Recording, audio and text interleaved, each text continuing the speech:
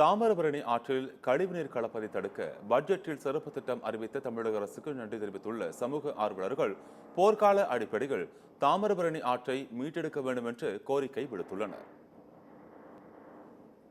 தமிழ்நாட்டில் உள்ள நதிகளில் கழிவுநீர் கலப்பதை தடுப்பதற்காக தமிழக அரசு இந்த பட்ஜெட்டிலே 400 கோடி ரூபாய் ஒதுக்கியுள்ளதாக அறிவிப்பு செய்யப்பட்டுள்ளது. நீர் மேலாண்மைக்கு முக்கியத்துவம் கொடுத்து இந்த அறிவிப்பினை தமிழக அரசு வெளியிட்டுள்ளது.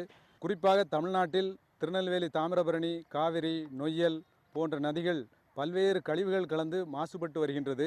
தாமிரபரணியை பொறுத்தவரையில் மாநகராட்சியினுடைய கழிவுநீர் பல்வேறு இடங்களிலே கலந்து இந்த நதியினை மாசுபடுத்தி வருகின்றது.